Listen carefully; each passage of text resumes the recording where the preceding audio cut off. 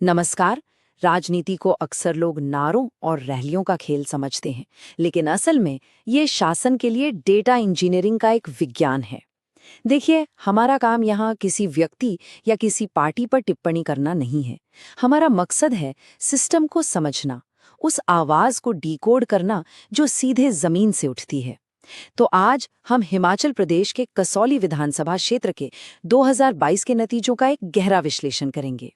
ये सिर्फ एक हार जीत की कहानी नहीं है, ये इस बात को समझने की कोशिश है कि वोटर आखिर कह क्या रहे थे और भविष्य के लिए एक बेहतर शासन का ब्लूप्रिंट क्या हो सकता है। हर चुनाव आप जानते हैं, एक तरह की बातचीत होती है। एक तरफ उम्मीदवार और पार्टियां हैं जो अपने वादे और अपना विजन सामने रखते हैं, और दूसरी तरफ हैं वोटर जो अपनी उम्मीदें, अपनी ज़रूरतें और हाँ, अपनी शिकायतें वोट के जरिए बताते हैं। तो सवाल ये उठता है कि 2022 में कसौली क्या कह रहा था? क्यों एक 3 बार का विधायक, एक मौजूदा मंत्री अपनी ही सीट हार गया? डेटा हमें इस पूरी बातचीत की परतें खोलने में मदद करता है। इस पूरे विश्लेषण में हम एक एक कदम आगे बढ़ेंगे। पहले कसौली के समीकरण को समझेंगे, फिर हार के आंकड़ों का विश्लेषण करेंगे। इसके बाद हम जमीन से उठी आवाजों को सुनेंगे, मतलब कि वहां की स्थानीय शिकायतें क्या थीं। हम पिछले 30 सालों के जनादेश के पैटर्न को भी देखेंगे, और आखिर में इन सब जानकारियों के आधार पर शासन के लिए एक ठोस ब्लूप्रिंट पर बात करेंगे। एक ऐसा ब्लूप्रिंट जिसका मकसद सिर्फ चुनाव जीतना नहीं, बल्कि भरोसे को फिर से बनाना है। ठीक है, तो चलिए अब गहराई में उतरते हैं। किसी भी चुनावी कहानी को अगर समझना है तो सबसे पहले उसके पीछे के आंकड़ों को समझना पड़ता है। नंबर्स में कोई इमोशन नहीं होता, वो बस सच दिखाते हैं। और कसौली के मामले में ये नंबर्स एक बहुत ही साफ कहानी बता रहे हैं।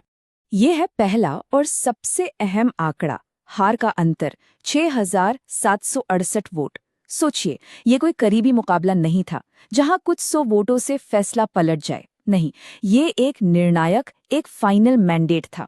ये नंबर दिखाता है कि वोटर्स का एक बहुत बड़ा हिस्सा पूरी तरह से निराश था। अब जरा इसी अंतर को प्रतिशत में देखिए, 12.5%। वोट शेयर में इतना बड़ा स्विंग एक लहर की तरफ इशारा करता है। इसका सीधा मतलब है कि वोटर्स का एक बड़ा तबका जो शायद पहले सत्ताधारी पार्टी के साथ था, इस बार दूसरी तरफ चला गया। ये एक पॉलिटिकल भूकंप जैसा है जिसके झटके महसूस किए जाने ही चाहिए।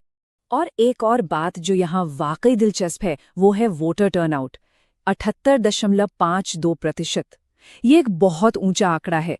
ये साफ दिखाता है कि वोटर चुप नहीं बैठे थे, वो सक्रिय थे, वो बाहर निकले और उन्होंने बदलाव के लिए वोट किया। जब भी टर्नआउट बढ़ता है, खासकर जब एंटी इनकम्बेंसी की हवा हो, तो ये मौजूदा व्यवस्था के लिए एक खतरे की घंटी होती है। और यहाँ इस डैशबोर्ड पर पूरी तस्वीर साफ हो जाती है। कुल मतदाता, इतना ज्यादा टर्नआउट और वोट शेयर का बंटवारा। बीजेपी को लगभग 40% वोट मिले, जबकि कांग्रेस 52% के पार पहुंच गई। ये आंकड़े सिर्फ एक हार का सर्टिफिकेट नहीं है, ये एक मौका है। ये समझने का मौका कि आखिर गड़बड़ कहाँ हुई और शासन के मॉडल को कैसे ठीक किया जा सकता है। तो अभी तक हमने देखा कि क्या हुआ, अब हम ये समझने की कोशिश करेंगे कि क्यों हुआ। नंबर्स से आगे बढ़कर अब हमें जमीन की हकीकत को सुनना होगा। वोटर्स की शिकायतें क्या थीं? वो कौन सी छोटी छोटी स्थानीय परेशानियां थीं जिन्हें नजरअंदाज कर दिया गया? असली कहानी तो वहीं छिपी है। ये एक लाइन है, लेकिन इसमें हजारों लोगों की भावनाएं हैं। हमारी सड़कें टूटी हैं और वादे भी। जब सड़क जैसा बुनियादी ढांचा टूटता है तो वो सिर्फ आने जाने में परेशानी नहीं पैदा करता, वो सरकार और नागरिक के बीच के भरोसे के टूटने का एक प्रतीक बन जाता है। इससे टूरिज्म पर असर पड़ता है, इकोनॉमी पर असर पड़ता है और रोज की जिंदगी मुश्किल हो जाती है। और फिर पानी की समस्या। पानी 4 दिन में एक बार आता है। एक परिवार कैसे जिएगा? पानी तो जीवन है। जब लोगों को पीने के पानी के लिए भी संघर्ष करना पड़े तो ये गवर्नेंस का सबसे बुनियादी फेलियर माना जाता है। ये बात किसी की भी गरिमा को चोट पहुंचाती है, और ये एक ऐसा मुद्दा है जो किसी भी बड़ी राष्ट्रीय कहानी या विचारधारा से ऊपर उठकर सीधा लोगों के दिल पर असर डालता है। तो इन सभी आवाजों को अगर हम एक जगह देखें तो ये वो मुख्य मुद्दे थे जिन्होंने 2022 के जनादेश को तय किया।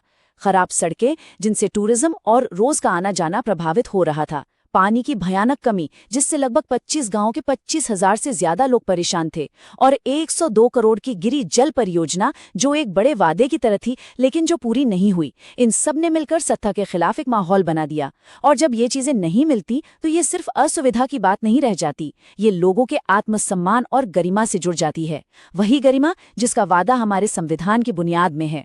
चलिए अब इस नतीजे को जरा बड़े परिप्रेक्ष्य में रखकर देखते हैं।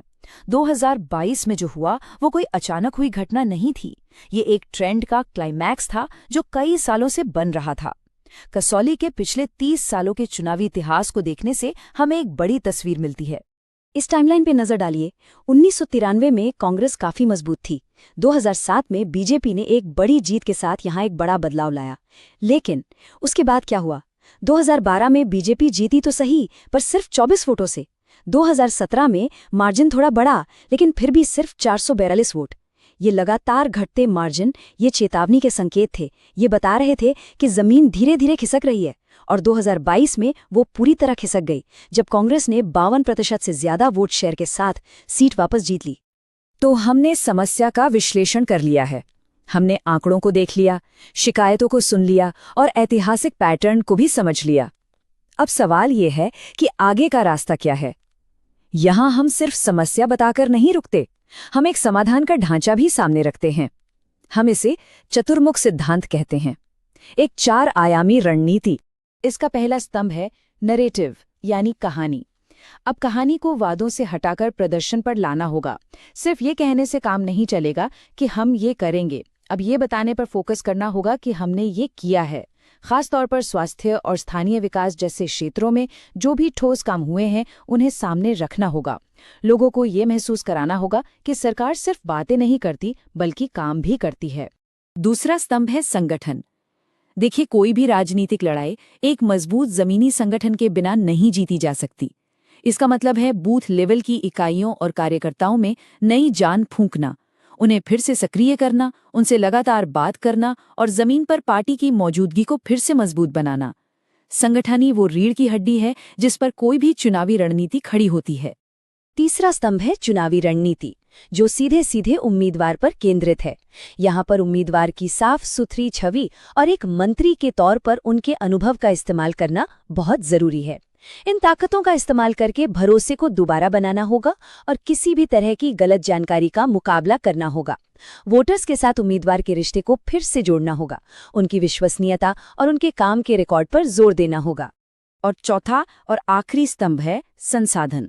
अब इसका मतलब सिर्फ चुनाव प्रचार के लिए पैसा जुटाना नहीं है, इसका मतलब है संसाधनों का सही और रणनीतिक इस्तेमाल।